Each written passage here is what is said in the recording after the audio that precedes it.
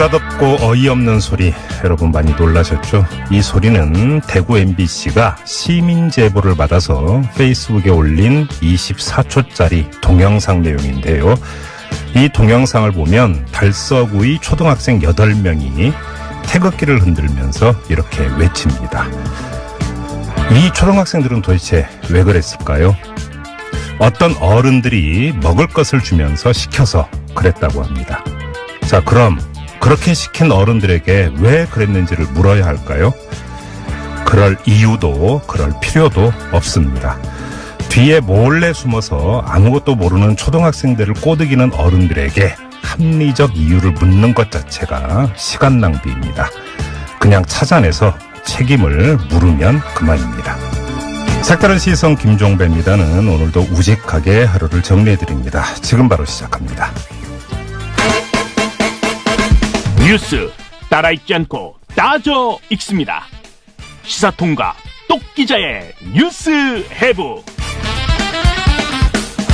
네, TBS 보도국의 양아름 기자 모셨습니다. 어서 오세요. 네, 안녕하세요. 자, 첫 소식 가볼까요? 네, 임종석 대통령 비서실장이 4월 임시국회에서 국민투표법을 개정해달라고 촉구했습니다.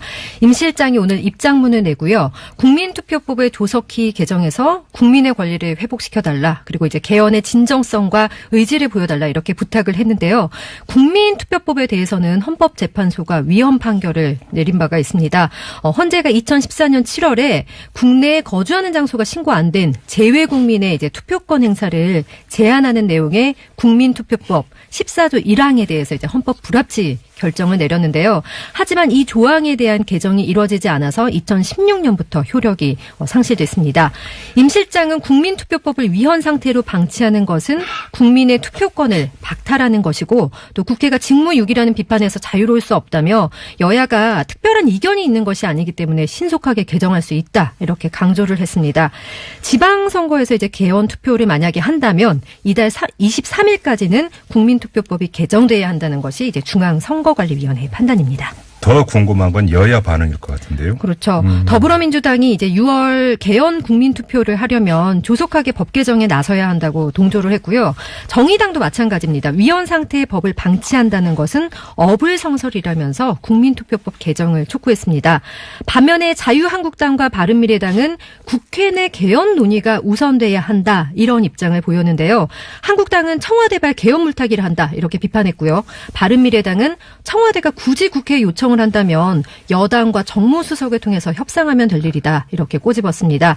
민주평화당은 법안이 조속하게 통과돼야 한다는 것에는 동의한다. 그렇지만 일방적인 압박으로 해결될 일은 아니다 지적을 했습니다. 그런데 지금 헌법재판소에 판결이 나온 거잖아요. 그렇습니다. 네. 그럼 해야 되는 거잖아요. 그렇죠. 지금 뭐 정책 입장을 떠나서. 그렇죠. 그렇죠. 재외국민 아예 투표할 그런 게 국민의 기본적인 권리인데 그거를 지금 막고 있는 거죠. 직무유기잖아요. 네. 이거저거 다 떠나서. 할 건 해야죠. 네. 그래도. 네. 꼭 해야죠. 다음으로 가죠. 네, 안철수 바른미래당 인재영입위원장이요. 오늘 서울시장에 출마한다 공식 선언을 했습니다. 안 위원장이 오전에 서울시의회 본관에서 출마 선언식을 하고 야권의 대표 선수로 나선 안철수에게 힘을 모아달라 이렇게 호소했습니다. 자유한국당과의 야권 연대는 없다고도 이제 못을 박았습니다. 안 위원장이 출마를 선언하면서 이제 서울시장 선거 더불어민주당, 자유한국당, 바른미래당이 경쟁하는 3파전 양상이 될 것으로 보이는데요. 더불어민주당에서는 박원순 서울시장, 박영선 의원, 우상호 의원이 경선을 치를 예정이고요. 김문수 전 경기지사가 자유한국당 서울시장 후보로 거론되고 있는 상황입니다. 자, 이 문제는 잠시 후 3부에서 이 바른미래당 이태규 사무총장 연결해서 입장 들어보는 시간 준비하고 있습니다. 잠시만 기다려 주시고요. 자, 다음으로 가죠. 재난을 겪은 뒤에 생겨난 마음의 상처 그리고 이제 극심한 불안, 공포 이런 것을 재난 트라우마라고 합니다. 예. 오는 16일 이제 세월호 참사 4주기인데요. 세월호 참사 생존자들과 유가족 그 심정을 제가 헤아릴 수는 없겠지만 아마 극심한 트라우마로 어려움을 겪고 있을 것입니다. 예. 정부가 이들을 지원하기 위해서 나섰는데요. 세월호 참사뿐만 아니라 메르스, 포항과 경주에서 일어난 지진같이 국가적인 대형 재난에 당한 피해자들의 심리치료를 직접 치료하게 하겠다, 지원을 하겠다 이렇게 밝혔습니다. 그동안 대형 재난이 발생할 때마다 국가가 피해자와 국민의 심리 지원에 나서야 한다 이런 의견이 꾸준히 제기됐는데요. 내일 드디어 국가 트라우마 센터가 개소식을 여는 겁니다. 국가 트라우마 센터는 말 그대로입니다. 트라우마 재난 피해자들의 심리 회복을 돕는 기관이고요. 여기에다가 트라우마 전문가를 양성하는 역할도 하게 됩니다. 트라우마 센터는 서울 광진구 국립정신건강센터 안에 설치가 되는데요. 정부가 오는 2020년까지는 공주, 나주, 춘천 부곡에 있는 국립정신병원에 권역별 센터를 설치하고 전국적인 재난 심리 지원 체계를 구축한다는 계획입니다. 네, 뭐 반가운 소식인데요. 좀 더 구체적인 내용을 좀 살펴볼 필요가 있을 것 같습니다. 그래서 한 분 연결을 할 텐데요. 이 트라우마 치료 전문가입니다. 신민영 국가 트라우마 센터 설립 추진 TF 팀장 연결해서 잠깐 이야기 나눠보죠. 여보세요. 네, 안녕하세요. 예, 안녕하세요, 팀장님. 뭐 조금 전에 양아랑 기자가 잠깐 설명은 드렸습니다만 이 국가 트라우마 센터에서 어떤 일을 하게 되는지 좀 더 자세히 좀 설명 좀 부탁드릴게요. 네. 재난 현장에 직접 출동해서 심리 지원을 하는 일도 이제 물론 하게 될 것이고요. 예. 그래서 이제 만나는 분들 중에는 분명히 정신건강 고위험군이 이제 있으시거든요. 그들에게는 지속적으로 이제 회복을 도모하는 치료 프로그램을 제공하는 역할도 이제 하게 될 겁니다. 평상시에는 이제 재난 트라우마 전문가를 양성하고 재난 트라우마 연구를 통해서 피해자분들의 요구를 파악하고 치료 프로그램의 효과성을 검증하는 그런 역할도 하게 될 겁니다. 지금 광주에 가면 광주 트라우마 센터라고 있잖아요. 네네. 이제 5.18 광주 민주화 운동의 어떤 피해자들, 그다음에 네. 이제 후손들 같은 경우 트라우마를 치유해주는 이런 센터인데 거기하고 좀 차이가 있다면 어떤 점일까요? 네, 뭐 광주에도 트라우마 센터가 있고 안산 온마음센터도 있는데요. 네. 그러니까 이제 안산 온마음센터 같은 경우에도 4.16 특별법에 이제 한정이 돼 있어서 대상자분들이 4.16 참사 희생자나 이제 피해자분으로 대안이 되어 있어요. 예. 저희가 뭐 각 참사가 있을 때마다 그분들에 대한 어떤 지원도 필요하지만 재난이라는 게 이제 저희가 언제 어디서 발생할지 모르는 것이고 네네. 이제 그럴 때마다 뭔가 대응하는 기민하게 대응하는 그런 것도 필요하기 때문에 네. 저희는 이제 사건이 났을 때 이제 후 조치하는 그런 역할뿐 아니라 사건이 났을 때 이제 바로 긴급하게 출동하고 평상시에는 계속적인 어떤 교육이라든지 연구까지 할 수 있는 그런 기능을 가지는 그런 기능을 수행하게 됩니다. 지금 이제 재난 트라우마라고 이제 계속 이제 표현이 나오고 있는데 이제 그 재난 트라우마가 갖고 있는 특성이라고 할까요? 어떻게 봐야 되는 거예요? 뭐 트라우마의 속성으로 이해하시면 될 것 같은데요. 네네. 트라우마라는 게 이제 이를테면은 충격인 겁니다. 충격이라는 게 어떤 신체적인 충격이 아니라 네. 정신적인, 심적인 그렇죠. 충격인 거죠. 그렇죠, 그렇죠. 이제 이런 충격이라는 게 굉장히 놀라운 것은 그러한 보통 마음의 문제라고 이제 생각하시잖아요. 네. 잊으면 될 것 같고 내가 혼자 극복하면 될 것 같다고 보통 그렇게 얘기하시는데 예. 이런 한 번의 그런 강한 충격만으로도 사람의 뇌가 바뀝니다. 뇌가 바뀌고. 그게 뇌가 바뀌어요? 네네. 예. 당연히 그러니까 신체적인 반응들, 신체적인 반응들이 이제 밀려오고 네. 보통은 그게 보이지 않는 문제이기 때문에 본인 스스로도 내가 뭔가 마음을 다잡으면은 해결할 것 같고 시간이 가면 잊혀질 것 같고 이제 그렇게 자꾸 생각하시는 경향이 있어요. 그렇죠, 그렇죠. 트라우마의 또 속성이 어떤 게 있냐면은 자기 잘못으로 사고를 당한 게 아님에도 불구하고 굉장히 자기를 탓하고 수치스러워하시고 그걸 굉장히 숨기고 싶어 하시는 그런 마음들을 많이 역사하십니다. 그렇기 때문에 굉장히 그런 큰 문제가 있음에도 불구하고 내가 도움을 이제 드러내놓고 요청하시기보다는 내면으로 침착하는 그런 경향이 있어서 더 문제가 쉽게 곱는 그런 특징이 있습니다. 그렇네요. 자, 그러면 이 국가 트라우마 센터에서 이렇게 상담이라든지 치료를 해주시는 분들은 어떻게 구성이 되는 겁니까?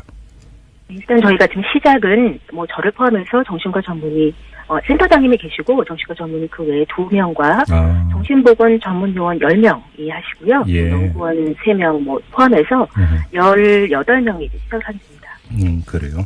근데 좀 이게 뭐 전국 곳곳에 좀 설치될 필요가 당연히 있는 거 아니겠어요?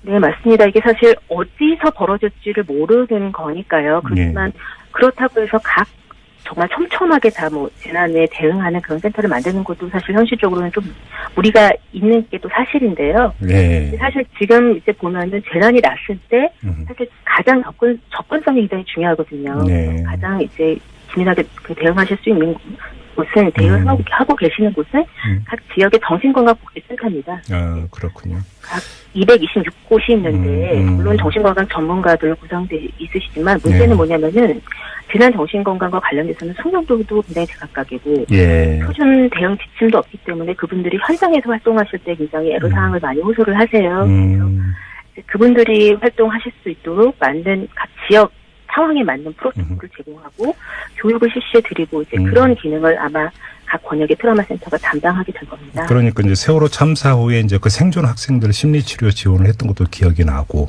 그다음에 사실은 그 쌍용차 해고 노동자 그리고 그 가족들에 대한 또 심리치료 지원도 있었는데 그거는 말 그대로 자원봉사의 성격이었었잖아요, 사실은. 네, 맞습니다. 요즘 이제 많이 시적이었죠. 그렇죠. 많이 확대가 돼야 되는데 이동버스를 운영을 한다고 하던데 이건 무슨 이야기예요? 네, 아무래도 이제 저희가 접근성의 문제에 있어서 예. 또 상담을 받기 위해서는 어떤 공간이 되게 필요한데 그렇죠. 사실 저희가 이번에 포항에도 가보면은 굉장히 오픈되어 있는 그런 체육관에서 또 좀 내밀한 그런 상담을 하는 것 자체가 되게 어렵거든요. 예. 그래서 저희가 이제 그런 공간적인 차원에서 공간의 어떤 상징성이 있어요. 그래서 그런 차원에서 이제 버스를 구비를 하고 네. 그 안에 이제 아까 말씀드렸다시피 어떤 트라우마로 인해서 몸과 마음이 굉장히 항진되어 있고 불면이라든지 이런 여러 가지 긴장으로 인한 스트레스 반응들이 있거든요. 예. 그런 거를 안정화시켜줄 수 있는 요즘은 그런 기기들도 많이 나와 있습니다. 그런 기기들도 이제 탑재를 하고 저희가 이제 그 해당 지역으로 바로 가서 굉장히 접근성과 대응 도구를 높이는 차원에서 버스를 이제 출동시키려고 이렇게 준비를 하고 있습니다. 그러게 뭐 지진 이야기 들어보니까 겪어보지 않은 분은 그 공포와 충격을 잊을 수가 없으니까 모른다 이런 얘기를 하시더라고요. 네, 맞습니다. 많이 지원을 좀 해 주시기를 부탁을 드리겠습니다. 고맙습니다, 팀장님. 네, 감사합니다. 네, 지금까지 신민영 팀장과 잠깐 이야기를 나눠봤는데 이건 정말 다다익선. 네. 많으면 많을수록 좋은 건데. 그렇죠. 이제 팀장님은 현실적 여건을 말씀하시는데 뭐 예산 아니겠어요? 그렇죠. 그나마 이제 접근성 향상을 위해서 버스가 그렇죠. 이동한다니까 좋은 네. 것 같고. 그래도 첫 출발이 뭐 시작이 반이라고 했으니까 좀 빨리 그리고 좀 넓게 퍼졌으면 좋겠습니다. 자, 전하는 말씀 듣고 뉴스웨브 이어가겠습니다. 파란 기자와 함께하는 뉴스웨브 시간인데요. 자, 다음 소식으로 이어가 보죠. 네, 남북의 정상회담 준비를 위한 실무회담을 내일 하기로 했습니다. 원래 오늘 실무회담이 열릴 예정이었는데요. 북한이 어제 통지문을 보내와서 의전 경호 보도 실무회담을 이제 5일로 연기했습니다. 네. 북한이 또 통신 실무회담을 7일에 열자고 제의를 했는데요. 통신 실무회담에서는 지난달 초에 대북 특사 자격으로 평양을 방문했었죠. 정의용 국가안보실장이 김정은 북한 노동당 위원장을 면담한 후에 합의한 내용, 뭐 한라인 이런 거 논의할 것으로 보입니다. 네네. 대북 특사였던 정의용 국가안보실장 당시 이제 방북 후에 기자회견을 열어서 남과 북이 군사적 긴장 완화하고 긴밀하게 협의하기 위해서 정상 간의 한라인을 설치하기로 했다. 제3차 남북 정상회담 이전에 첫 통화를 실시하기로 했다. 이렇게 밝혔는데요. 김 위원장이 특사단에게도 이런 말을 했다는 사실이 알려졌죠. 실무적 대화가 막히면 대통령하고 나하고 직통전화로 얘기하면 간단하게 해결된다. 이렇게 말입니다. 정상 간 한라인이 설치된다면 이것도 참 큰 뉴스입니다. 네. 정말 대단한 진전인데요. 꼭 좀 설치가 되기를 바라고요. 자, 다음은요. 네, 지난해 12월 이대 목동병원에서 발생한 신생아 연쇄 사망 사건 기억하실 겁니다. 네네. 이 사건과 관련해서 업무상 과실치사 혐의를 받는 신생아 중환자실 주치 조수진 교수 등 의료진 3명이 구속됐습니다. 네. 어제 법원이 이들에 대해서 영장 실질 심사를 하고요. 증거인멸 우려가 있다면서 구속영장을 발부했습니다. 의료계는 반발하고 있다면서요. 네, 전국 의과대학 교수협의회가 오늘 성명을 내고 이번 구속 수사는 의료진이라면 누구나 겪을 수 있는 구조적인 문제다. 의료진을 처벌하는 것으로 여론을 얼버무리려 한다면 의료 행위를 더 기피하게 만들 것이다. 이렇게 주장을 했습니다. 네. 또 신생아 중환자실의 의료 인력 부족, 그동안 이제 계속 호소했는데도 불구하고 적절한 조치를 취하지 않은 병원장 그리고 이제 재단 이사장도 형사처벌해야 한다. 이렇게 목소리를 높였습니다. 하지만 신생아 유가족의 입장은 좀 다른데요. 병원과 의료진이 여전히 잘못을 인정하지 않고 명백한 의료진의 잘못을 정부 책임으로 돌리고 있다면서 비판하고 있습니다. 자, 다음 소식으로 넘어가죠. 네, 학부모 입장에서 제가 또 이 소식 골라봤는데요. 네. 네, 문재인 대통령이 자신의 임기 안에 초등학생 돌봄 인원을 20만 명 늘리겠다고 밝혔습니다. 문 대통령이 오늘 서울의 한 초등학교에서 열린 학부모 간담회에서 이같이 말을 했는데요. 현재 학교 돌봄 인원이 24만 명, 마을 돌봄 인원이 9만 명인데 각각 10만 명씩 늘려서 전체 초등 돌봄 인원을 53만 명으로 확대하겠다. 이렇게 말을 했습니다. 예. 또 지금까지 초등학교 1, 2학년, 저학년 위주로 이제 대부분 오후 5시까지만 돌봄이 이루어졌는데 그래서 이제 부모가 퇴근하기 전까지 좀 공백이 있었거든요. 그런데 초등학교 6학년까지 돌봄을 확대하고 돌봄 시간도 오후 7시까지 늘려가겠다 말을 했습니다. 예. 그리고 학교 돌봄을 이용하지 않아도 집 근처에서 마을 돌봄을 이용할 수 있게 하겠다 이렇게 밝혔습니다. 너무 옛날 이야기인지는 모르겠지만 옛날에는 아이들은 마을에서 키운다 이런 말을 했었거든요. 네. 마을 어른들이 다 내 새끼처럼 같이 돌보면서 키웠는데 지금 이런 거 이야기하는 건 너무 비현실적인가요? 그렇죠. 게다가 또 방학 때는 그 시간이 더 앞당겨지더라고요. 돌봄 시간이요. 그러니까요. 아무튼 네. 근데 돌봄이 이런 좋은 풍습은 좀 조금이라도 좀 보거나 이런 뭐 좀 계기가 됐으면 좋겠습니다. 빨리 좀 됐으면 좋겠습니다. 자, 다음으로 가죠. 네, 미국이 중국산 수입품 1,300개의 높은 세율의 관세를 매기기로 했습니다. 중국이 육성하는 항공, IT 분야, 주로 이제 첨단 기술 제품이 이 해당 수입품에 이제 포함됐는데요. 중국도 가만히 있지 않겠다. 똑같은 보복을 할 것이라면서 반발을 하고 있습니다. 네네. 중국은 미국산 대두와 자동차 같은 106개 품목에 25%의 관세를 부과하겠다면서 시행 시기는 미국이 하는 것을 보고 미국 정부가 중국산 상품에 대한 관세 부과 상황에 따라서 추후에 발표하겠다 이렇게 밝혔습니다. 예. 앞서서 미국이 중국산 철강, 알루미늄 등의 이제 고율 관세를 부과했고요. 중국은 돈육, 과일 등의 이제 보복 관세를 매긴 데 이어서 미국과 중국이 또 한 번 붙는 양상을 지금 비추고 있습니다. 네네. 그런데 미국과 중국의 통상 갈등으로 우리나라가 피해를 입을 수 있다. 그게 이제 상당하다 이런 보고서가 나왔는데요. 네. 피해가 얼마일지 분석한 보고서를 한국무역협회가 내놨거든요. 무역협회는 무역 전쟁 정도에 따라서 최대 367억 달러, 그러니까 우리 돈으로 39조 원 정도 최대 피해를 볼 수 있다. 이렇게 우려를 나타내고 있습니다. 불똥이 잘못되면 그곳에서 불이 나는 법입니다. 그러니까요. 네. 네. 자, 또 어떤 소식이 있습니까? 성폭력 의혹을 받고 있죠. 안희정 전 충남지사 오늘 두 번째 영장실질심사를 받았습니다. 네. 앞서 검찰이 2차 피해가 발생하고 사안이 중대하다. 그리고 증거를 인멸하려는 정황이 있다면서 지난 2일에 안전지사에 대한 구속영장을 다시 청구했거든요. 네. 안전지사의 구속 여부 이르면 오늘 밤 늦게 결정될 것으로 예상이 되고 있습니다. 자, 한 소식만 더 전해주세요. 법무부가 홍문종 자유한국당 의원의 신병을 확보하기 위해서 국회에 체포동의 요구서를 제출했습니다. 검찰은 사학재단을 통해서 불법 자금을 받은 혐의가 있는 홍 의원에 대해서 구속영장을 청구한 상태인데요. 홍 의원에게는 이런 특권이 있죠. 회기 중에 국회 동의 없이 체포되거나 구금되지 않는다. 불체포 특권이 있습니다. 그렇죠. 4월 임시국회 중이죠, 지금이. 그래서 홍 의원의 영장 실질심사를 열려면 국회의 체포동의가 필요한 상황입니다. 네. 그래서 어제 법원이 홍 의원의 체포동의 요구서를 검찰로 보냈고요. 검찰에서 체포동의 요구서를 받은 법무부가 국무총리 결재, 대통령 재가를 얻은 뒤에 이제 국회에 제출을 했습니다. 네네. 절차를 보면요. 체포동의안이 국회에 제출되고 첫 본회의에 보고가 돼야 하고요. 국회의장은 그때부터 24시간이 지나고 72시간 내에 무기명으로 표결 처리를 해야 합니다. 알겠습니다. 자, 뉴스예보 여기까지 진행을 하죠. 양아랑 기자와 함께했습니다. 고맙습니다. 고맙습니다. 국회로 가보겠습니다. 오늘 오전에 여야 원내대표들이 조찬 회동을 가졌습니다. 이 개헌 문제와 관련해서 원내대표들이 뭐라고 표현할까요? 원샷 타결을 위해서 뭐 협상을 벌이고 있는데 근데 진척은 없는 것 같습니다. 오히려 흘러나오는 이야기는 더 험해지고 있는데요. 어떻게 진행이 되고 있는지 집권 여당입니다. 더불어민주당의 우원식 원내대표 연결해서 얘기 들어보겠습니다. 여보세요. 네, 안녕하세요. 우원식입니다. 네, 안녕하세요, 대표님. 네. 요즘 많이 힘드시죠? 뭐 괜찮습니다. 버틸만 하세요? 네, 네. 제가 왜 이렇게 먼저 이런 질문을 드렸냐면 자유한국당의 김성태 원내대표가 오늘 한 말 들으셨죠? 뭐라고 그랬나요? 대표님을 향해서 재량이 손톱만큼도 없다. 마네킹이다. 차라리 마네킹을 놓고 협상하는 게 낫겠다. 그래서 청와대하고 직접 협상하자 이렇게 주장을 했는데요. 기분 안 나쁘세요? 네. 그 자리에 안 맞는 얘기를 하니까요. 네.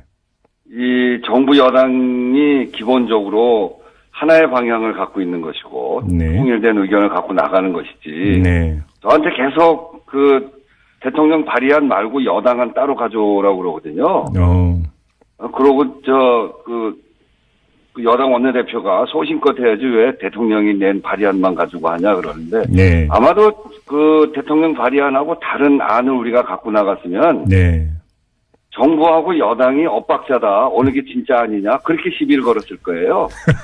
예. 그러니까 이제 뭐 되는 소리 안 되는 소리를 계속하고 있는 거기 때문에. 네. 별로 신경도 안 씁니다. 자, 그러면 물밑에서 좀 얘기가 진척이 되는 게 있어요? 잘 진척이 안 되는데요. 네. 이 헌법과 관련해서는 두 개의 트랙으로 지금 움직이고 있습니다. 네. 하나는 헌정특위가 이 개헌 전반에 관한 이견들을 조정해 가고 있고요. 그렇죠. 그리고 이제 다른 트랙으로는 오늘 만났던 원내대표 간의 절충점을 찾는데 원내대표들 간에는 권력구조 개편 그리고 선거제도 개편, 네. 국민권력기관의 개혁, 그다음에 투표 시기 이 네 가지 핵심 쟁점을 가지고 하고 있거든요. 예. 지금까지는 계속 자유한국당이 대통령께서 발의하기 전까지는 협상 자체에 응하지 않았고요. 네. 대통령께서 발의한 이후부터는 협상을 해서 오늘 아침에 세 번째 협상인데 두 번째 협상까지는 대통령 안을 가지고 하는 거는 말이 안 된다. 무슨 저 여당이 서비스 센터냐, 네. 마네킹이냐 이렇게 얘기를 하고 있는 거고요. 예. 다른 안을 가져오라는 겁니다. 그래서 그건 뭐 말도 안 되는 이야기니까. 이제 오늘 아침에는 내용 갖고 이야기를 시작했습니다. 권력 구조를 어떻게 할 거냐. 그렇게 보면은 진전인 것 같긴 한데 네. 내용에서 워낙 차이가 나서 예. 그 내용을 가지고 지금 한참 협의를 하고 있는 중이고 잘 합의점이 찾아지지는 않고 있는 중입니다. 그 지금 대표님께서 협상이라는 표현을 쓰셨잖아요. 근데 협상이라고 하는 단어가 갖고 있는 뜻이 주고받기 아니겠습니까, 사실은? 그렇습니다. 자, 그 개헌과 관련해서 주고받을 수 있는 게 뭘까요? 저희는 이게 이제 야당이 계속 얘기하는 거는 대통령의 권한을 분산시키자 이런 거고 네. 대통령의 권한을 분산시키자고 하는 것에 대해서는 저희는 동의합니다. 저희도 분권 대통령을 하자고 네. 권한을 대폭 분산시켰거든요. 네. 근데 그 분산을 어디다 할 거냐에 대해서는 저희는 국민의 권리를 강화시키는 국민의 기본권을 강화하고 국민이 권력에 대해서 견제할 수 있는 그런 권한을 드리는 국민 분권. 네. 그리고 중앙에 집중돼 있는 권력, 대통령이 예산과 이런 것들을 통해서 지방정부를 다 통제를 했는데 그것을 지방정부, 지방자치단체를 지방정부로 바꾸고 예산권, 그다음에 법률 제정권 등등을 주는 지방분권. 그리고 세 번째는 상권 분리 원칙에 따라서 네. 대통령을 견제할 수 있는 국회의 기능을 강화시키는 국회의 기능 강화, 이 견제 기능 강화. 네. 이 세 가지로 나누어서 지금 분권을 이야기하는 거거든요. 예. 그리고 또 하나는 선거제도를 연동형 비례대표제로 해서 예. 이 다당제가 가능한 구조를 만들면서 대통령 선거제도는 결선 투표제로 해서 이 다수파를 만드는 과정에 소수 정당과 이 큰 정당이 연정을 꾸릴 수 있도록 네. 그렇게 만들므로 해서 분권과 연정과 협치가 가능하게 만드는 것 이렇게 여러 가지 형태로 분권을 이야기하고 있는데 그 야당 특히 자유한국당과 바른미래당은 국무총리를 국회에서 뽑자는 겁니다. 예. 국회에 뽑아서 대통령 5천만이 뽑은 대통령에게는 국방, 외교, 통일 요 세 부분만 맡기고 그리고 국무위원도 그 세 국무위원만 대통령이 뽑고 네. 나머지 모든 내치에 관해서는 국무총리한테 맡기자는 거거든요. 대표님, 근데 관련해서 지금 정의당 같은 경우는 네. 그 국회에서 총리 선출권은 뭐하더라도 국회에서 총리 추천권을 행사할 수 있지 않는가라고는 그 방안이 이미 나왔고요. 그다음에 국민헌법 자문특위 있지 않았었습니까? 여기에서도 그 복수안으로 건의가 올라갔는데 그 복수안 가운데 하나가 그 총리 추천권인 것으로 알고 있는데요. 이 추천권 정도를 가지고 주고받기 협상이 가능하지 않겠느냐라고 하는 전망도 있었습니다. 추천권에 대해서 역시 네. 추천하는 것이 어떤 경로를 통해서 추천을 할 것인가. 네. 그리고 그것에 대한 대통령의 권한이 어떨 것인가. 이런 거에 따라서 굉장히 달라질 수는 있어요. 그렇지만 예. 국회가 갖고 있는 기능은 원래 어떤 기능이냐면 정부를 견제하고 감시하는 기능이 돼야 되는 거 아닙니까? 예. 그런데 행정권을 일부를 갖는 방식으로 국회가 갖게 되면 국회 안에 있는 지금 이 여야 간의 갈등 구조가 행정부 안으로 이전될 가능성이 굉장히 높죠. 그렇기 때문에 지금과 같은 이 여야 구조로 보면 아주 나쁜 경우에 네. 홍준표 총리가 추천될 가능성이 굉장히 높습니다. 예. 그렇게 되면 문재인 대통령, 홍준표 총리 그거 가능하겠습니까? 이제 그런 것들이 예. 국회의 갈등이 행정부 안의 갈등으로 갈 수 있기 때문에 그렇게 하지 말고 예. 대통령 선거에서 결선 투표제로 하면 다수파를 구성하기 위해서 예. 연합을 할 수밖에 없게 되지 않겠습니까? 예. 우리 역사로 보면 김대중 대통령, 김종필 총리 이렇게 함께 다수파를 구성하고 함께 정권을 교체한 세력이 안에서 네. 그렇게 되면 집권 세력 안에 소수파가 총리 추천권을 갖게 됩니다. 그렇게 해야 이게 행정부 국회가 그 역할이 분명하게 갈리는 거지. 예. 국회가 총리를 선출하거나 추천하는 제도에 대해서는 예. 그거는 상당한 혼선을 불러일으킬 가능성이 높기 때문에 네. 저희로서는 좀 곤란하다. 그러니까 그러면 그 국회 추천권은 명시적 반대 입장으로 이해를 해도 되는 거죠, 대표님? 네, 그렇습니다. 예. 그리고 네. 그 연합과 협치가 가능한 제도 때문에 자꾸 그러는 거거든요. 대통령 혼자 하지 않고 연합할 수밖에 없도록 하고 네. 협치할 수밖에 없도록 하는데 그거는 대통령 결선 투표제를 통해서 충분히 가능하다는 걸 정의당도 잘 알고 다른 정당도 잘 알고 있습니다. 근데 지금 대표님 이렇게 명시적으로 이거 안 된다고 딱 이렇게 이제 그 이런 입장이라고 한다면 지금 개헌안과 관련해서 국회에서 합의가 안 되고 있는 주된 이유가 권력구조 문제인데 결국은 불발로 그치는 것 아니냐 이렇게 좀 봐야 되는 거 아닐까요? 그러면? 그러니까 이 개헌이 갖고 있는 거는 굉장히 여러 가지 다양한 내용들을 담고 있습니다. 네. 그런 것들을 종합적으로 토론해 가는 과정에서 논의를 해야 되는데 네. 자유한국당 여기는 그야말로 국회에서 선출하는 제도, 네. 이원집정부제, 말은 분권형 대통령제라고 하면서 실제로는 내각제인 이 제도를 가지고 지금 그것대로 안 하면 허수아비다, 심부름센터다 이렇게 모욕을 주고 있는 거죠. 그거는 그런 태도를 취하면 저는 안 된다고 생각합니다. 평화와 정의의 의원 모임. 네, 그 노회찬 원내대표가 오늘 어떤 주장을 했냐면 네. 권력구조 문제가 정말 그렇게 문제라고 한다면 2단계 개헌으로 하자. 권력구조 문제는 다음에 하고 권력구조 문제를 뺀 나머지를 가지고 먼저 그 개헌 추진할 수 있는 것 아니냐 이런 입장을 내놨는데요. 이건 어떻게 받아들이세요? 저는 뭐 수용할 수 있다고 생각합니다. 더 나아가서 예. 그렇게 2단계도 좋고요. 권력구조 이외에도 저는 이 연동형 비례대표제로 선거제도만 변화시켜도 네. 굉장히 큰 변화가 올 거라고 보거든요. 예. 그런 거 놓칠 수가 없죠. 그러니까 지금 자유한국당이 그 근처까지 왔는데 거기까지 우리가 합의해서 통과시키고 네. 또 2단계로 해도 되고 정말 권력구조 문제 가지고 우리가 부닥친다면 그러면서 꼭 개헌을 해야 되겠다고 싶으면 국민들의 뜻이 어디에 있는지 그걸 확인해서 네. 국민들이 요구하는 방향으로 하자. 그렇게도 오늘 저도 이야기를 하고 있습니다. 그 지금 그 대표님께서 연동형 비례대표제를 상당히 강조해서 계속 말씀을 하시는데요.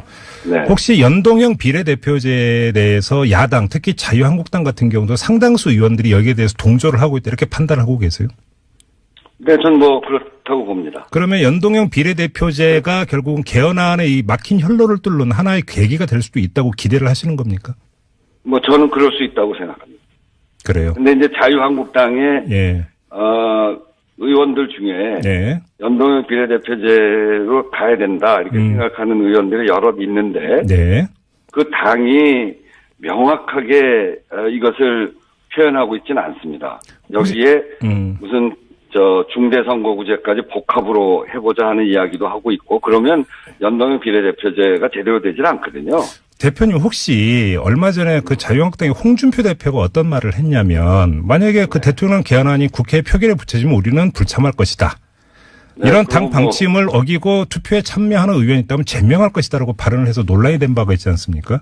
네. 혹시 근데 이 발언이 네. 지금 대표님이 말씀하시는 연동형 비례대표제에 대해서 동의하는 자유한국당 의원들이 개헌안 표결에 참여할 수 있는 가능성을 차단하기 위한 의도된 발언이라고 해석을 해야 되는 겁니까?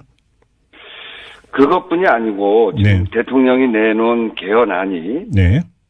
국민 지지가 한 70% 가까이 돼가는 거 아닙니까? 그 안에는 굉장히 좋은 안들이 많이 있습니다. 네. 그리고 국민 의사가 많이 반영되어 있는 것이고요. 음흠. 그 국민 소환제도 그렇고 국민 발안제도 그렇고 예. 이런 제도들이 국민들의 선호도가 굉장히 높기 때문에 네. 이게 자유한국당이 반대를 해서 들어와서 표결을 해야 될 거 아닙니까? 네. 그러면 자유한국당이 반대라고 하는데 그 반대를 할 경우에 국민들이 볼 때 각자 개인 국회의원들의 자기 이름으로 반대를 하는 겁니다. 네. 그럼 그게 드러날 텐데 그렇죠. 그렇게 되면 국민들의 지탄을 받지 않겠어요? 이제 그런 것 등등이 자유한국당이나 야당 의원들이 반대하는 것이 굉장히 상당히 어려워질 가능성이 있는 거죠. 아, 그래요. 그러니까 아예 못 들어가게 하는 것이고, 예. 그러고 들어갈 경우에는 제명시키겠다고 이렇게 협박을 하고 있는 거죠. 그러면 예를 들어서 여야 간의 원샷 협상을 통해서 합의도 현재로서는 기대도 안 망이고, 그 다음에 대표님이. 아니, 저는 아직 시간이 있기 때문에요. 네. 충분히 설득하고 설명하고 또 국민들에게 호소하고 안 되면 국민들의 의사도 묻고 이래 가면서 예. 남아있는 기간 동안에 방법을 찾을 수 있다고 생각합니다. 알겠습니다. 뭐 전혀 난망이다 이렇게 생각하지는 않아요. 저희 끈질기게 네. 마지막까지 해봐야죠. 그 연동형 비례대표제와 관련해서 질문 하나만 더 드리겠는데요. 지금 지역구를 줄이면서 연동형 비례대표제를 도입하면 기존 국회의원들의 반발이 클 테니까 네. 연동형 비례대표제를 도입할 수 있는 유일한 현실적 방안은 국회의원 정수를 늘리는 것이다. 그리고 지금 그 시뮬레이션을 해보면 한 50석 정도가 더 늘어나야 된다라고 하는 일각의 이런 이야기가 흘러나오고 있던데 맞습니까? 네. 그런 이야기도 있을 수 있고요. 네. 그게 이제 제일 어려운 점은 의원 수를 늘려야 된다는 점이 있기 때문에 그런데 예. 방안을 국민들이 납득할 수 있는 방안을 만들어야죠. 그래요. 그러니까 의원 수를 늘리지 않으면서 할 수 있는 가능성이 얼마나 되는지. 네. 늘릴 경우에 국민들이 거기에 동의할 수 있을 정도로 국회의원들의 기득권을 한참 줄이는 네.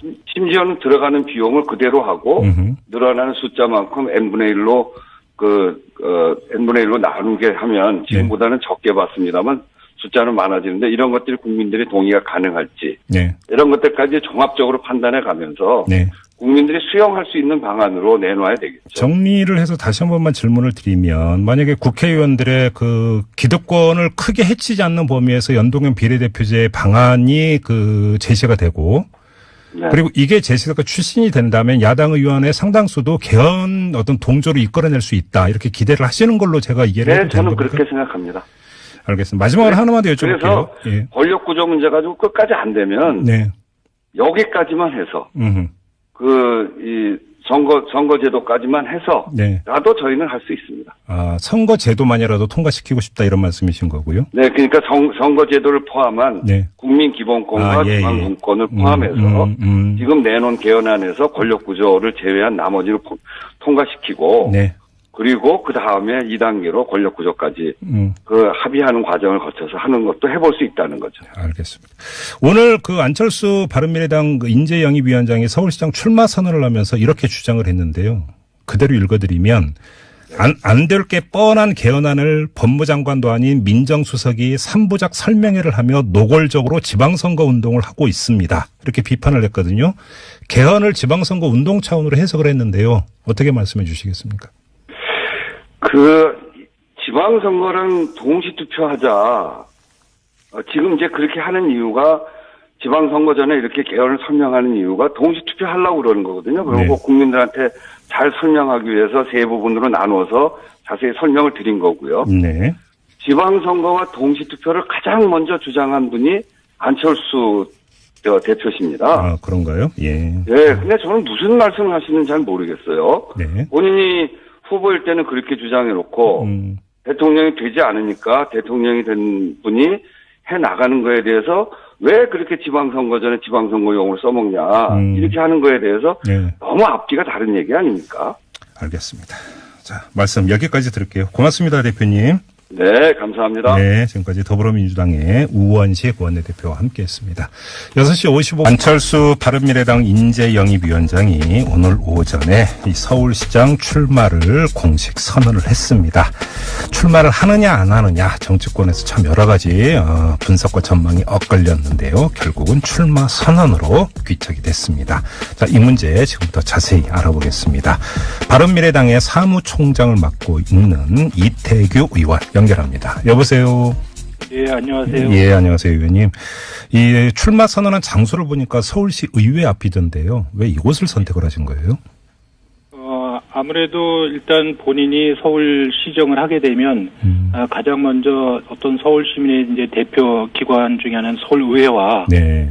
소통해서 열린 시정, 또 어떤 그 협치, 뭐 이런 부분을 이제 상징적으로 하겠다. 그런 이제 정무적 차원에서 네. 일단 그 장소를 선택했다. 이렇게 좀 보시면 될 것 같아요. 처음에 이제 그 언론 보도는 서울시청 앞 서울광장에서 한다고 이런 보도가 있었는데 그건 오버였던 거예요, 의원님? 아니요, 광장도 검토를 했습니다. 예. 광장도 거기서 하는 부분을 검토를 했는데 어쨌든 시의회에서 의회를 존중하는 차원에서 일단 하는 게 좋겠다. 이런 예. 내부적인 좀 판단이 있었던 걸로 그렇게 알고 있습니다. 알겠습니다. 이 장진영 전 최고위원이 이미 그 출마를 선언을 했잖아요.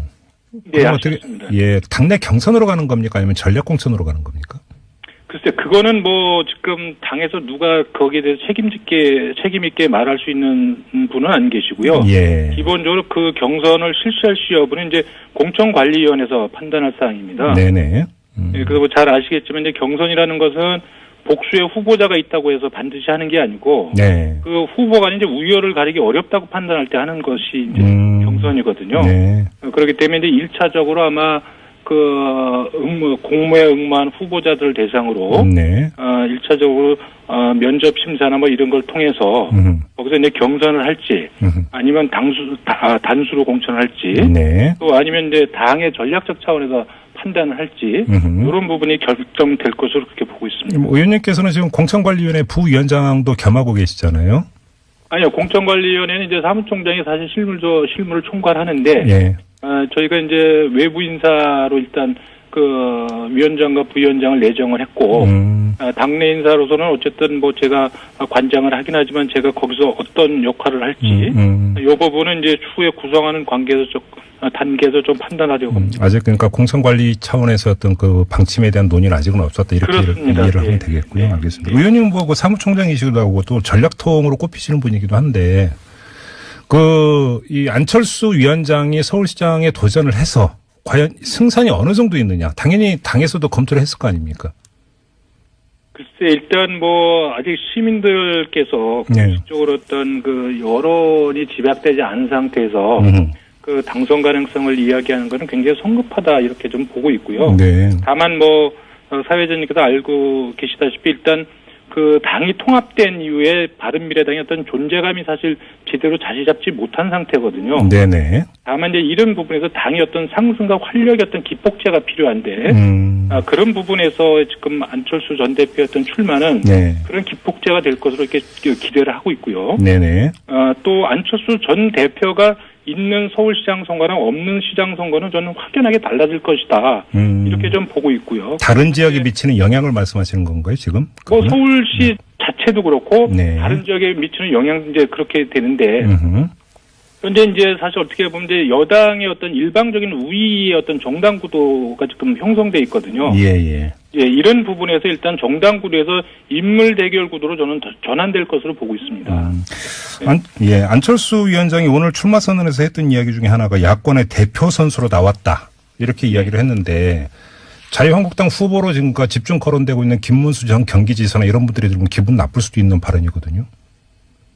아무래도 이제 그 여당이 아니면 다 야당 아니겠습니까? 그렇죠. 네. 뭐 그런 부분에서 지금 선거에 있어서 이제 그 야권의 대표성을 획득하고 선거에 나가는 굉장히 중요한 의미가 있다고 생각이 듭니다. 예, 그런 부분에서 본인이 어쨌든 야권을 대표하겠다고 스스로 그 역할을 자임하고 또 그런 어떤 그 자신감 뭐 어떤 이런 부분들을 좀 표현한 거라고 이렇게 보여지거든요. 좀 제가 그러니까 여쭙는 그 요지는 만약에 그 김문수 전 지사가 자유한국당 후보로 나온다고 가정을 했을 때 예. 야권표가 분산이 되지 않겠느냐라는 게 상식적인 그 전망 아니겠습니까? 근데 그게 아니고 어떤 인물 경쟁력 때문에 야권표의 상당 부분이 안철수 위원장 쪽으로 집중될 것이다 이렇게 기대를 하시는지로 여쭤보는 겁니다. 예. 그런 기대를 갖고 있습니다. 그래요.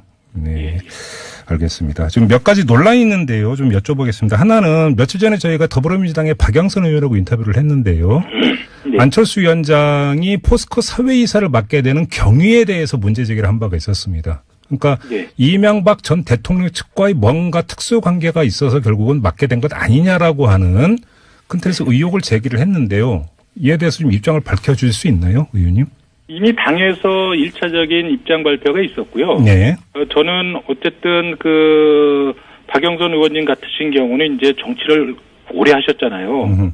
근데 그 주장하신 내용은 사실 너무 성급하고 또 빈곤하기 짝이 없다. 왜냐하면 명백하게 사실과 다른 말씀을 사실처럼 말씀하시는 거거든요. 네네. 그러니까 안철수 그 전 대표가 포스코의 어떤 그 사회이사를 처음 그 요청을 받아서 임명된 때는 그 노무현 정부 시절이었습니다. 2005년이었다라는 거죠? 그렇습니다. 네네. 2005년도에 임명이 됐고, 그다음에 연임이 결정된 때가 2008년도 2월입니다. 예예. 그 당시도 역시 노무현 정권 당시에서 이루어졌습니다. 그러니까 네네. 박영선 의원님께서 말씀하시는 부분은 기본 팩트 자체부터 틀렸다. 네. 이런 말씀을 분명히 말씀을 드리고요. 예. 또 지금 중요한 것은 어쨌든 지금 여당 후보로 서울시장에 나오시겠다고는 중진 의원이시잖아요. 네네. 그러면 제가 볼 때는 서울의 어떤 발전을 어떤 비전을 말씀하셔서 그 비전을 가지고 이렇게 안 대표하고 이렇게 조금 경쟁하자. 네. 이렇게 했을 경우에 저는 이제 본인 선거에도 도움이 된다고 보는데 네. 이런 사실과 다른 이런 주장을 해서 만약에 박영선 의원님이 후보가 되실지 안 되실지는 잘 모르겠지만 네. 만약에 후보가 된 상태에서 만약에 안철수 후보가 이런 사실과 다른 주장, 허위 사실을 방송에 나와서 공공연하게 말씀하신 부분에 대해서 어떻게 책임질 거냐고 만약에 묻는다면 네네. 저는 박영선 의원님께서 어떻게 답변하실지 그 부분이 굉장히 궁금합니다. 혹시 그 이 문제에 대해서 안철수 위원장께 혹시 그 질문을 드려본 바가 있나요, 의원님? 예, 이거는 뭐 안 전 대표를 통해서 확인한 사실이고 아마 이거 임명 당시나 이런 부분 기록에 그대로 다 남아 있는 거 아니겠습니까? 네네. 안철수 위원장도 그러니까 이거 완전 사실 무근이다. MB 쪽과의 어떤 특수관계도 없다 이렇게 이제 그 말씀하셨다는 걸로 이해를 하면 되겠습니까? 네. 알겠습니다. 일단 그렇게 가름을 하고요. 혹시라도 뭐 박영선 의원 쪽에서 또 어떤 이야기를 하는지는 모르겠는데 그건 뭐 저희가 나중에 다시 한번 들어보도록 하고요. 네. 또 한 가지 지금 어제 오늘 계속 언론이 보도하고 있는 내용 중에 하나가 이른바 양보 문제 있지 않습니까? 2011년에 안철수 위원장이 서울시장으로 서울시장 보궐선거에 출마하려다가 박원순 그 현 시장에게 양보를 했다. 안철수 위원장은 계속 일관되게 양보라고 하는 표현을 썼는데 예. 윤여준 전 장관의 증언에 따르면 양보가 아니었다. 이미 그 전에 출마 생각을 접었다라고 하는 증언이 계속 언론 보도를 타고 있거든요. 이 점은 어떻게 받아들이세요? 글쎄요, 아마 그거를 판단하시는 아마 그 기준과 관점에 따라 달라질 거라고 보는데, 제가 예. 알고 있기로는, 네. 그때 안철수 전 대표에 대한 어떤 그 서울시장에 대한 인기가 굉장히 높았고, 네. 그때 안 전 대표와 교류하신 주변 분들이 이미 안 전 대표 출마를 기정사실화 시켜가지고, 네. 주변에서 막 이렇게 선거 준비를 막 안 전 대표도 모르는 상태에서 막 이렇게 준비를 했던 것 같아요. 네. 근데 그때까지 출마의 최종적인 결심은 안 전 대표가 안 했던 걸로 알고 있고요. 그래서 이제 가족들하고 뭐 이렇게 상의도 하고 뭐 이런 단계인데 이미 출마를 기정사실화 주변 분들이 이렇게 한 게 있어서 네. 그 부분을 조금 자제시키고 이 부분은 조금 신중함과 숙고가 필요하다. 이런 차원에서 아마 말씀을 하신 거가 그렇게 해석이 되지 않겠는가. 지금 이렇게. 의원님이 지금 하신 말씀은 윤여준 전 장관과 새정치연합이 출범할 때 창당 준비위원장까지 맡으셨던 분이잖아요.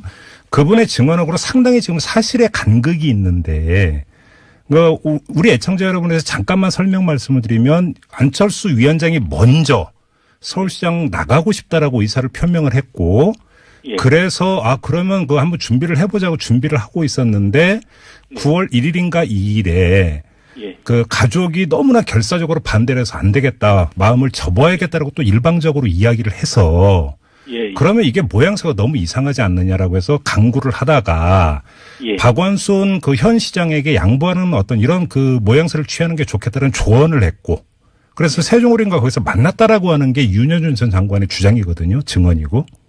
그거는 뭐 제가 장관님께 한번 자세한 걸 좀 여쭤봐야 되겠지만. 네네. 하여간 제가 안철수 전 대표 그 전에 그런 부분에 대해서 제가 확인한 부분, 그 안 대표의 말의 취지를 종합하면 어쨌든 그때 주변에서 너무 본인보다 앞서 나갔기 때문에 네. 그 부분에 조금 신중함을 기할 필요가 있다는 취지에서 발언을 한 사실이 있고, 네네. 그다음에 이제 제 입장에서 중요한 부분은 어쨌든 그 당시에 50%가 넘는 후보가 네. 그 한 자릿수 후보에게 양보 의사를 밝혔고 또 선거에서 도와줘서 그 당선시켰다는 점이 저는 중요하다고 보고요. 네네. 사실상 안철수 전 대표 그 당시 없었으면 지금 박원순 시장은 존재할 수 없었다. 네. 이 부분을 조금 말씀드리고 싶습니다. 관련해서 하나만 더 추가 질문을 드릴게요. 그래서 제가 그 어제부터 이제 이 보도가 집중적으로 나와서 오늘 안철수 위원장의 출마 선언문을 전문을 꼼꼼히 읽어봤는데 예. 바로 이 관련해서 양보라고 하는 표현은 등장을 하질 않더라고요. 오히려 뭐 죄송스러운 마음까지 되새기고 사과드립니다.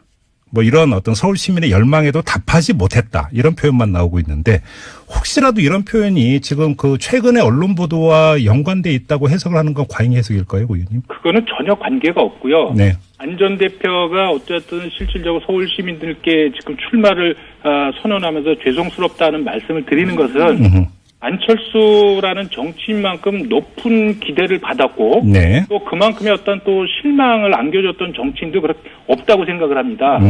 그런 기대만큼에 부응하지 못했던 부분 네. 그래서 이제 새롭게 제대로 해보겠다고 하는 차원에서 말씀을 드렸던 거라고 이렇게 이해하시면 될 것 같습니다. 서울 시민의 열망에도 답하지 못했던 기억. 이 표현도 그렇게 예. 이해를 하면 되는 겁니까, 의원님? 예, 저는 아마 그 부분이 종합적으로 그 앞에도 이제 그 전에 작년 대선에서도 또 기대에 부응하지 못했던 부분에 대한 안타까움이나 이런 부분을 표현한 게 있기 때문에 예. 그 연장선에서 보셔야 되고 그다음에 제가 안철수 대표랑 개인적으로 봤을 때에 본인이 그 박원순 시장님한테 그 전에 막 양보했다. 네.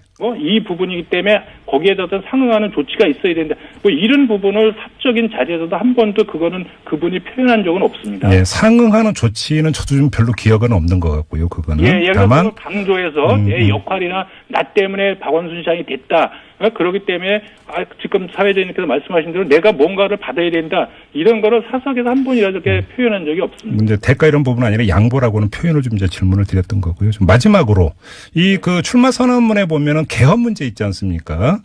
개헌 문제를 언급을 하면서 지방선거 운동을 하고 있다. 노골적으로 지방선거 운동을 하고 있다라는 표현이 나오는데 그러니까 지방선거 용으로 지금 개헌안을 발의한 것 아니냐 이런 취지의 주장인데요. 이에 대해서 저희가 이제 앞서서 우원식 원내대표하고 인터뷰를 해서 이 질문을 드렸더니 네. 우원식 원내대표의 그 주장이 무엇이냐면 개헌과 지방선거 동시투표를 가장 먼저 주장한 사람이 안철수 위원장인데 이제 와서 이렇게 이야기를 하면 어떻게 하느냐. 네. 이렇게 이야기를 했거든요.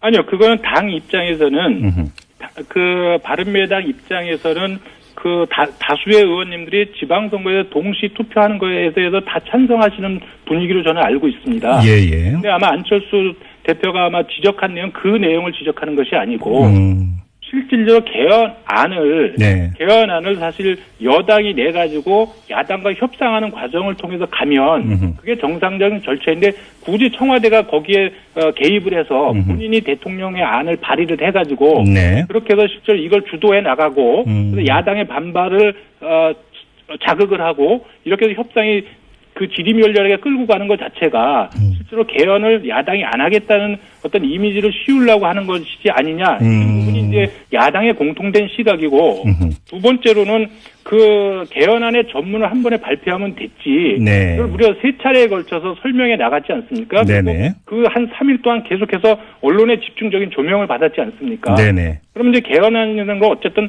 어느 당이 하더라도 기존의 현재의 개헌안보다는 좀 더 발전되고 진일보된 안들을 제시할 텐데 네. 그것이 이제 대통령의 개헌안이라고 하니까 언론의 관심이 훨씬 더 컸던 거죠. 그런 측면에서 어떤 정치적으로 이것이 이용되고 있는 것이 아닌가 이런 지적을 한 것으로 그렇게 이해하고 있습니다. 의원님 말씀은 개헌 자체가 중요한 게 아니라 대통령이 발의했다는 점 하나, 그다음에 발의 과정에서 뭐 3번에 걸쳐서 나눠서 이렇게 했던 이 행위 자체가 문제가 있다 이런 지적으로 이해를 하면 되는 거죠? 그렇습니다. 네. 알겠습니다. 자, 말씀 여기까지 들을게요. 고맙습니다, 의원님. 네, 고맙습니다. 네, 지금까지 바른미래당의 이태규 의원과 함께했습니다. 뉴스보다 재밌고 뉴스보다 뜨거운 무적의 댓글 시간입니다. 최광기 토크 컨설팅 대표 모셨습니다. 어서 오세요. 네, 안녕하세요. 최광기입니다. 자, 첫 소식 가보죠. 예, 김종배 씨는 어떻게 기차 좋아하세요? 기차 타고 꽃놀이 갔으면 좋겠어요. 기차 타보신 지 오래되셨죠? 왜 기차 하면 떠오르는 게 뭐 비둘기호, 통일호, 무궁화호, 새마을호까지. 그렇죠. 참 이름만 들어도 정겨운 기차들인데요. 그렇죠. 이런 기차들이 이제 하나둘 사라지고 있는데요. 새마을호가 오는 30일 마지막 운행을 한다는 소식입니다. 끝나요? 새마을호가? 네. 예. 새마을호는요, KTX가 등장하기 전까지 국내 최고급 열차였죠. 그럼요. 근데 1969년 관광호라는 이름으로 시작해서 새마을 운동이 한창이던 1974년 새마을호로 이름을 바꿨습니다. 당시에는 6시간 가까이 걸리던 서울 부산을요 4시간 10분대에 돌파하면서 최첨단 기술을 자랑하는 초호화 열차였습니다. 예. 근데 오는 30일 오후 7시 25분 전북 익산역을 출발해서 용산역에 밤 11시 11분에 도착하는 1160편을 끝으로 구형 새마을호는 역사 속으로 사라집니다. 네. 이렇게 이제 또 하나의 추억을 보낸다는 아쉬움 때문인지요. 예매 가능한 전좌석이 매진됐다고 합니다. 그래요? 네. 댓글 어떻게 달렸어요? KON 땡땡님께서는요. 아날로그 시대의 초호화 특급 열차요. 안녕. 그동안 고마웠어. 맞아. 이런 얘기 예, 했어요. 예, 예. 네. HWAJ 땡땡님은요. 새마을호 타고 폼 잡던 때가 있었지. 비행기 퍼스트 클래스에서 내리기라도 한 듯 참 바보처럼 살았군요. 이런. 그러니까. 그래도 그런 때가 좋았어요. 새마을호 특실이 있었는데 특실을 한 번도 못 타봤네. 새마을 특실이요? 네. 뭐 KTX는 타보셨나요? 일반실. 네, 일반실이든 뭐든 타고 다닐 수 있는 게 어때요? 너무 좁아. 그쵸. 사실 이 새마을호가 그 KTX 일반석보다 훨씬 편해요. 아니, 저 같은 롱다리는 좁다니까 너무. 롱다리? 롱다리? 예. 왜 숏다리는 저도 좀 좁아요. 네. 아유, 진짜. 네. 굳이 그렇게 롱을 강조하시네? 롱. SHN 땡땡님께서는요, 21년 전에 새마을호 동대구 경주간 타면서 식당 칸에서 스프와 샌드위치를 먹었던 시절이 그립네요. 식당 칸 있었어요. 그렇죠. 네. 여기서 그 스프는 이렇게 뿌에 이렇게 약간 크림 맛 나는. 저 뭔지 알아요. 아우, 경양식집에서 팔든. 그게 얼마나 맛있는데. 그러니까 경양식집에서 팔든 그 크림 스프. 집에서 그 스프에다가 과자 사가지고 그 과자 상표를 제가 여기서 이 방송 때문에 얘기를 못 하는데 그쵸. 그거 뿌려서 이렇게 먹으면 그렇죠. 진짜 맛있어. 크래커 넣고 거기다 스프도 후추도 살살 밥 뿌리고. 먹고 싶다. 네. 네. 뜨끈한 스프 생각나네요. 상상 우리 기차 얘기하면서 왜 스프 얘기해? 그리고 원래 기차에는 달걀과 그 사이다 이런 게 중요한데 말이죠. 스프로 아주 오래 가네요. 상상땡땡님께서는요. 나 어릴 적 비둘기호 타고 수행여행 가던 시절 넓고 의자마저 푹신해 보이던 새마을호가 정말 타고 싶었는데 네. 잊고 있던 추억을 소환하는 아쉬운 뉴스네요. 이런 얘기 해주셨고요. 그러게요. 피즈님은요. 새마을호 승차감을 돌려줘. KTX 속도가 못 채워주는 추억은 어쩌려. 이런 얘기도 해주셨습니다. 진짜 속도는 빠르지만 추억과 낭만은 새마을호, 비둘기호 다 있어요 거기에. 명절 때 입석 끊어가지고 참 기차 타고 다니던 생각나네요. 명절. 저는 수학여행 갈 때 그 기타 치고 저쪽 칸엔 남자 학교가 출발하는 거야. 저 우리는 초등학교 이럴 때 보면 이제 여학교 타고. 기차는 금연이 없을 때니까 명절에 완전 그렇죠. 콩나물 시루인데 거기서 담배 피우고 그렇죠, 그랬거든요. 그렇죠. 온갖 짐 다 실어놓고. 지금 상상 불가의 어떤 그 그쵸, 장면들이 남부여대. 참 많이 연출이 지금 됐어요. 분들이 보면 뭐 피랑 가는 줄 알 거예요 아마. 그렇죠. 네. 다음으로 가죠. 그렇습니다. 다음 소식 전해드릴게요. 대학원생 조교들이요 교수들의 그 산후비로 전락했다는 불만이 폭주하고 있다고 합니다. 어제 오늘 얘기가 아니죠. 그렇죠. 예. 조교들에게도 이른바 노동권을 보장해달라는 말인데요. 잔심부름이나 주말 근무를 하고도 최저시급도 안 되는 돈을 받고 계약서 하나 없이 마구 부려지는 현실이 요즘 다 알고 있는 사실이죠. 네네. 서울의 한 대학의 사례를 들면요. 이공계 석사 연구 조교에게 지급되는 돈은요. 월 80만 원 수준이라고 합니다. 네. 9시간 근무 기준으로 볼 때 시간당 4,500원 정도니까요. 최저임금도 한참 안 되는 아주 부당한 대우를 받고 있는 거죠. 예. 제대로 말 한번 꺼내기도 어려운 분위기니 참 답답한 현실입니다. 댓글 어떻게 달렸어요? 동동땡님께서는요. 학비 1억 내고 노비하고 네, 정답입니다. 네. HARD 땡땡님께서는요. 이건 진짜 공감이 간다. 정말 옆에서 봐도 너무 부조리하다. 제대로 된 임금 지불하고 이 고급 인력들이 공부에 전념하도록 해야 한다. 이런 얘기해 주셨고요. 네. COSMM님께서는요. 교수들의 갑질을 고발할 수도 없는 딱한 처지 이런 얘기 해주셨습니다. 네. 산들님께서는요. 장군들 관사에서 일하는 사병들처럼 대학교 조교들도 교수들의 노비 이 또한 청산되어야 할 적폐. 이 얘기하니까 얼마 전에 뉴스 나왔잖아요. 그 국방부에서 이제 그 군인들 사병들한테 잡초제거나 이런 국방에 의무와는 상관없는 일을 안 시킨다. 맞아요. 그런 민간업체에서 한다. 없애겠다. 이런 얘기도 하고 그랬었잖아요. 이렇게 하잖아요. 네. 근데 왜 이래요 대학에서? 교수님들, 네, 조교들은 필요한 일만, 네. 연구에 필요한 일만 네. 쓰시 바랍니다. 네. 아주 땡땡님께서는요, 이런 거 볼 때마다 난 우리 교수님 너무 존경하게 된다. 꼭 이렇게 사람들 이런 얘기할 때 자랑도 아니고 말이죠. 이런 거 이제 반어법이죠, 정말. 반어법. 에릭땡님께서는요, 오래된 관행이 되어버린 대학원생들의 피해가 아닌가 생각된다. 대학에도 변화의 바람이 불어오길 이런 얘기를 해주셨습니다. 네, 카카오톡으로 위영봉님 잉어빵은 나 진짜 정말 저기 카카오톡으로 저희 제발 좀 어디서 파는지 알려주시고 내 계란이라도 쪼을게요. 계란하고 사이다. 됐어요? 우리 민물매운탕 먹으러 갈까요? 좋아요. 네. 본인이 사시고. 네. 자, 최강기 대표였습니다. 네, 수고하셨습니다. 제 이러고 살아요. 이 갑질에. 진짜. 짧고 굵고 화끈한 정치 토크 시간입니다. 직설 시간인데요. 정두원 전 의원 모셨고요. 어서 오세요. 안녕하세요. 서가번 전 의원 모셨습니다. 반갑습니다. 서가번입니다. 정두원 의원님, 네. 이 질문 나올지 대비하고 오셨죠? 네. 지난주에 안철수 위원장 출마 안 할 거라고 단언을 하셨는데 네. 일주일만 이렇게 되면 어떻게 해요? 저는 중기를 잃은 것 같아요. 그래서 또 그렇게 또 너무 심하게 자학으로 가시면 제가 더 이상 질문을 못 드리잖아요. 은퇴를 심각하게 고려하고 있습니다. 와, 이 벼랑 끝대처럼 지금 이렇게 닮아가시면 안 되시는데. 아니 서로 반대 의견을 얘기해야지 재밌을까봐 그렇게 한 걸로 이해해 주세요. 조금 전에 자학, 지금은 자기 합리화. 자, 서가분 의원께 마이크 드리겠습니다. 네. 마치셨어요? 저도 조심스럽게 했잖아요. 결국 안 나올 수 없는 상황에 몰릴 것이고, 그렇게 해서 결국은 나오게 될 거다. 그랬습니다. 아무튼 오늘 출마 선언을 했는데요. 결과는 어떻게 전망을 하세요? 그러니까 상당한 어떤 이 판을 좀 흔들 수 있다고 전망을 하세요? 이게 전국 선거거든요. 네. 물론 서울시장 선거가 핵심이고 제일 그 의미가 큽니다만은, 그래서 서울시장은 나름 재미가 있겠죠. 네. 그런데 판을 흔들 만큼, 이게 그 판이 없잖아요. 네? 이 바른 미래당에 네. 안철수 외에 그러면은 제주도 원희룡 그 지사가 탈당을 고려하고 있다 그랬는데 그대로 남는다 손 쳐도 네. 다른 지역에 전국적으로 의미 있는 선거를 치를 만한 후보가 있는지 조금 전에 그런 정도. 그래서 서울시장 정도는 유권자들 입장에서는 의미가 있고 재미가 있겠지만 네. 그렇게 크게 판이 흔들릴 만큼 그러지는 않을 거다. 파괴력은 없을 거다. 예. 근데 조금 전에 저희가 그래서 바른미래당 이태규 사무총장하고 인터뷰를 했더니 바로 그 이야기를 하더라고요. 안철수 출마로 어떤 그런 기대 효과. 지금 사실 당이 출범을 했는데 지지율이 좀 낮은데 이런 데 있어서 이제 출렁거리라고 할까요?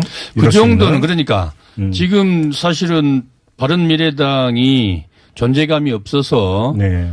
당 안팎에서 시달리고 있는데 그래서 제가 지난주에 그런 것 때문에 결국 안 나갈 수 없을 거다라고 네. 했듯이 네. 바른미래당을 국민들에게 좀 알리는데 홍보하는 데는 도움이 되겠죠. 그래요. 네. 정도원 의원님 어떻게 전망하세요? 저도 서가번 의원하고 별 차이는 없어요. 네. 그러니까 이제 워낙 지지율이 한 자릿수에서도 한 중간 정도잖아요.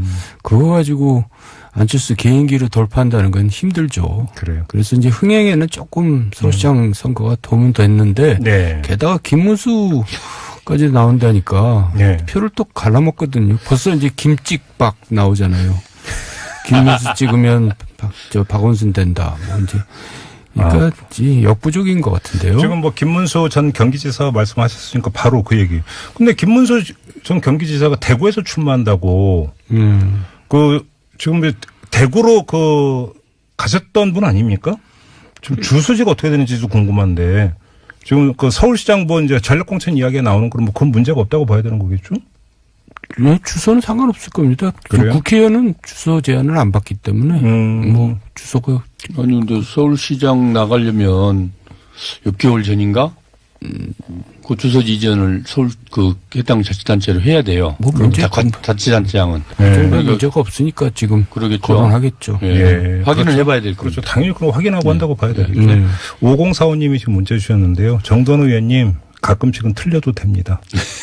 너무 잘 이해하시면 직업을 바꿔야 되니까요. 이렇게 경례성 문자를 주셨습니다. 네, 기운을 차려야겠네요. 좋으시겠네요. 팬도 있으시고. 네, 참 좋으시겠습니다. 알겠습니다. 근데 김문수 그럼 카드의 파괴력은 어떻게 보세요?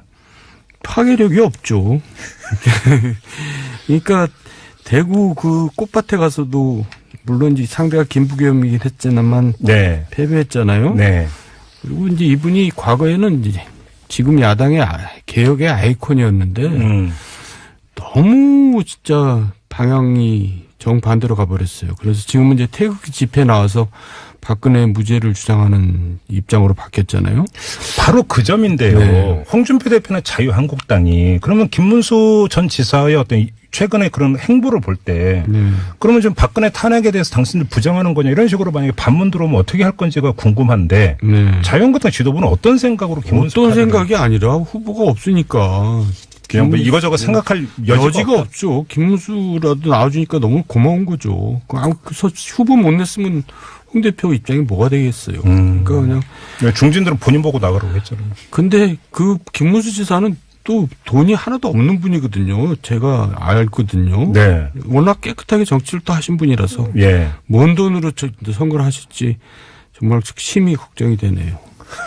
아니 그것도 현실적인 문제거든요. 현실적인 문제죠. 네. 당에서 지원을 안 해줄 거예요? 당에서 지원하는 것도 법적으로 한계가 있고요. 네. 저는 그냥 거의 그러니까 택시로 선거운동을 하지 않을까 그런 생각이 나네요. 택시기사 했었잖아요. 맞아요. 네.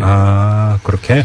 근데 서울시장 정도 되면 지금 기간도 또 얼마 남지도 않았고 그래서 충분히 15% 이상만 득표를 하면은 또 예비 후보 등록하고 또 본선거 나가고 이래 하는데 아니 그거는 은행들이 큰 돈이 들어갈 것 같지는 않아요. 은행들이 더 다 잘 알아요. 그래서 대출 안 해줘요. 15% 못 받는다는 말씀이네요. 15% 못 받죠. 예. 그러면 잠깐만 은행이 그걸 더 잘 알아요? 더 잘 알아요. 예상 득표를 딱딱 맞춘다고 은행에서? 대출 안 해줘요.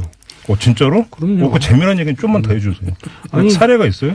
아니 사실 MB 대통령 때도 이제 그때는 이제 당연히 되는 거지만 야당이잖아요. 그러니까 정부를 의식해서 제1금융권에서는 대출을 안 해줬어요.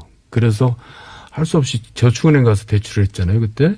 그러니까 은행권에서도 금융권에서도 굉장히 민감하게 이거를 처리해요. 그냥 그게 이제 예상 투표 이런 게 아니라 그냥 정치에 휘말리기 싫어서 이런 건 아니고. 일단 그게 있고 더군다나 이제 김문수 같은 경우는 이제 득표율을 얼마나 계산을 하겠어요? 그거 대출 안 해줄 것 같은데요? 알겠습니다. 하나만 더 여쭤볼게요. 자, 우리가 이제 판도 중요하고 결과도 중요하지만 과정에서 이제 각 당 후보들이 나와서 TV 토론을 하지 않겠습니까? 그러면서 여기서 어떤 또 관전 포인트가 생기는 것인데, 자, 안철수 위원장 나오고 김문수 전 지사가 나오고 그다음에 더불어민주당에서는 누군가 후보가 나올 텐데 여기서 야권 후보 간의 관계 정립이라고 하는 게 또 그러니까 전체 구도에서 구도를 짜는 데 영향을 미치는 게 있지 않겠습니까? 뜨거울 거예요. 어떻게 보세요? 서가분 의원님은? 결국 김문수의 중요하죠. 왜냐하면은 여당 후보 지금 이제 박원순, 박영선, 우상호 이 세 분 중에서 한 분이 하지 않겠습니까? 네. 결국 야권에서 김문수, 안철수가 됐는데 결국 야당의 유일한 후보 안철수라고 지금 아예 선방을 치고 나왔어요. 예. 또 이제 이 독설로 보면은 또 뒤지지 않는 분 중에 한 사람이 정치권에서 김문수 전 지사인데 서로 지금 시장이 되겠다는 것보다는 야권의 대표 주자가 누구냐. 네. 2등이 누구냐. 네. 이 싸움 세게 할 것 같은데요. 아니, 바로 그 점인데 만약에 김문수 지사가 그래서 지금 그 태극기 집회라고 쓰지 말라고 그러던데 그냥 탄핵 반대 집회나 박근혜 지지 집회라고 부르라고 누가 그러던데 네. 거기 연단에 올라가서 하는 비슷한 주장을 계속하면 그 선거 결과를 떠나서 자유한국당에 그 어떤 영향을 미칠 거예요? 그러니까 그게 바로 이렇게 친박 청산했다고 하잖아요. 네. 근데 이제 하도 후보가 없으니까 다 이제 올드보이들, 친박들이 귀환한 겁니다. 그러니까 김문수뿐만 아니라 이인재도 그렇고, 네. 또 누구죠? 김태호도 그렇고. 그렇죠. 예, 그러니까 왜 그렇겠어요? 후보가 없으니까 그런 겁니다. 그러니까 지금 얼마나 당세가 약한 후보가 없고, 네. 더군다나 그 후보들도 이제 지금 당락이 그렇게 쉽지가 않거든요. 그러면 선거 끝나고 이제 당연히 지도부 교체론이 나오죠. 네. 지금 정돈 의원님께서 그 말씀 하시니까 오늘 뜨거웠던 거 하나만 여쭙고 넘어갈게요. 네. 그러니까 이인재, 김태호, 김문수 이런 사람들을 전력 공천한다니까 올드보이라고 하는 평가가 나왔어요. 네. 그리고 또 그 뭐 전효옥 전 의원은 계륵이라고 하는 표현을 썼고, 그리고 또 홍문표 당 사무총장이 발끈을 해가지고 전효옥 전 의원은 그 뭐라 그러니까 자질을 이야기하면서 좀 낮다. 이렇게 이제 그 아주 뭐 공격까지 했는데 이 광경은 지금 어떻게 봐야 되는 겁니까? 올드보이가 맞나요, 아닌가요? 올드보이가 나이가 많다는 건 아니고 네. 김태호도 아직도 50대인데요, 뭐. 그리고 김문수 지사도 60대 중반인데요, 뭐 무슨 올드보이예요. 그러니까 국민들이 볼 때 네. 이제 한물간 인사들이다, 피로감이 있는 인사들이다. 네. 그리고 그 국정농단을 했던 박근혜 체제를 적극적으로 호위했던 네. 무사들이다. 네. 이제 그런 면에서 올드보이라고 그러는 거죠. 저는 특히 김문수 지사는 개인적으로 되게 제가 따르고 좋아했던 선배인데 네. 그렇게 행보가 180도 바뀔 줄은 정말 상상을 못했어요. 왜 그랬다고 생각하세요? 그리고 저는 지금도 전혀 이해를 못하겠어요. 그러니까 뭐에 쉬었는지. 원래 극에서 극으로 통한다 그랬거든요. 이분이 정치하기 전에 정치를 시작을 민중당으로 했어요. 노동운동 오래 하셨고. 예, 노동운동 했고 정치 시작하면서 이재호원하고 같이 민중당을 맞아요. 예. 했었다가 이제 이른바 YS 때 현철이 키즈 뭐 이렇게 해서 당시 집권당 신앙 보수로 이제 입문했죠. 네. 그러면서, 지난 이제 급기야는 태극기 부대 최전사로까지 나서고 계시는데, 실제로 지난번에 홍준표 대표도 그랬잖아요. 홍준표 후보도, 결국 그때 박근혜 대통령을 처음에 비판하다가, 네. 대선이 이제, 그 막바지에 가면서는 결국은 이 당락보다는 2등 싸움을 하면서 이게 태극기 부대에 거의 접근하는 네. 그러면서 박근혜 대구 가서 박근혜 대통령을 결국 뭐 옹호하는 듯한 이런 발언까지 가면서 결국은 그 2등을 사수했잖아요. 네. 결국 지금 자유한국당의 서울시장 후보 김문수 후보를 공천한다고 하면은 결국 지난 대선 때 홍준표 후보가 썼던 결국 이 극보수들의 이 표를 통해서 최소한 2등 체면 치레는 해야 되는 거 아니냐. 네. 이런 판단이고 그래서 결국 김문수 후보를 낼 수밖에 나갈 사람도 없지만은 그런 것 같아요. 알겠습니다. 뭐 지금 조금 전에 정돈 의원께서 이인재 전 의원까지 언급을 하셨으니까 이 충청 쪽 한번 좀 봤으면 좋겠는데 네. 그 이인재 카드도 결국은 인물난 때문에 어쩔 수 없이 그러니까 집어든 카드라고 평가를 하시는 거죠, 의원님. 없었어요. 누가 나가겠다는 사람이. 아니 그러면 일단 이 점부터 여쭤볼게요. 지금 충청권 특히 충남지사 선거 같은 경우는 안희정 쇼커가 있었고 박수현 논란이 있었고 민주당 입장에서 이중고가 있었잖아요. 그러면서 이거를 그 자유한국당 입장에서는 잘만 활용을 하면 판을 상당 부분 흔들 수 있지 않을까라고 하는 아주 그 상식적인 그 분석이 있을 수 있는데 현장에서는 진짜 그렇게 안 움직이고 있는 건가요, 그러면? 그러니까요. 지금도 왜냐하면 판이 출렁했다면 사람들이 나올 거 아닙니까? 근데 지금도 여론조사 보면 민주당이 월등하게 앞서고 있고 네. 또 이제 충청권이 선거에서는 항상 실리를 추구하는 경향이 있잖아요. 네.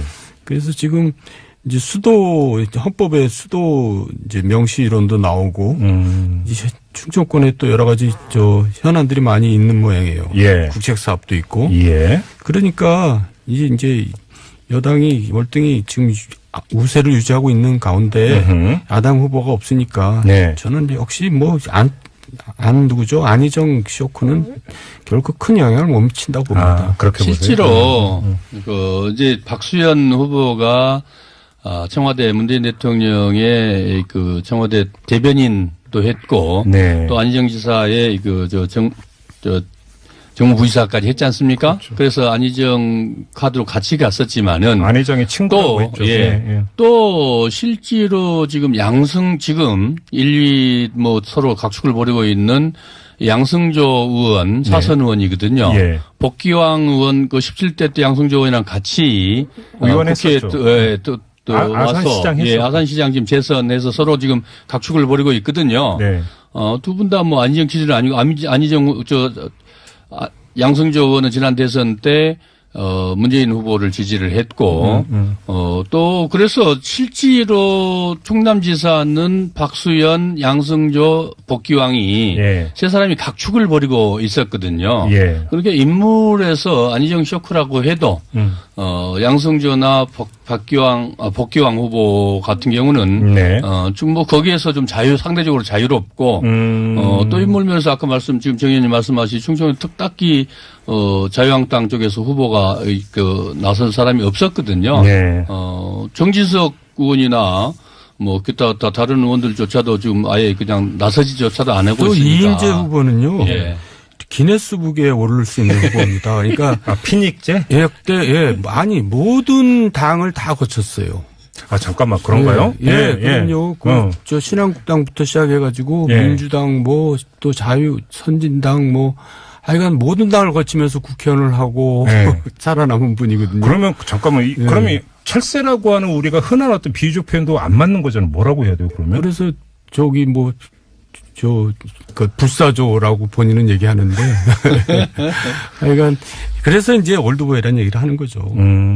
그래요. 근데 아무튼 지금 저는 충청권에서 결국 그 두 가지 악재가 있었기 때문에 판이 흔들리지 않을까라고 하는 어떤 그런 세간의 예측에도 불구하고 전혀 그렇지 않다라고 하는 것은 국정농단 여파에 따른 민심의 이반이 자유한국당 입장에서 얼마나 심각한가.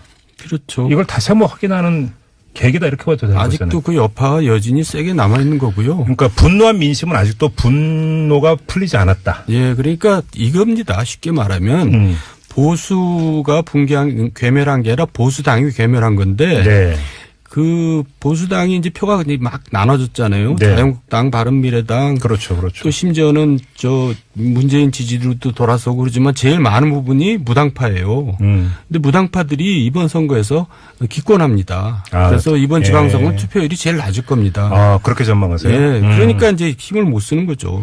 그 자유한국당은 지금 보수가 가기에는 보수가 아니에요. 극보수죠. 그리고 여러 가지 또 막말에다가 서로 또 맨날 내부 싸움하고 이러니까 거기다 이제 아주 정을 못 붙이는 겁니다. 자, 그러면 지금 이인재 전 의원이 얘기해 놨으니까 경남까지 가보죠. 김태호 전 경남지사. 경남지사하고 김경수 이제 의원하고 이제 그 맞대결이 성사가 됐는데 어떻게 전망을 하세요? 가장 핫한 지역이 될 것 같아요. 이번 지방선거에서. 그리고 옛날 같으면 어림도 없는 얘기죠, 민주당이.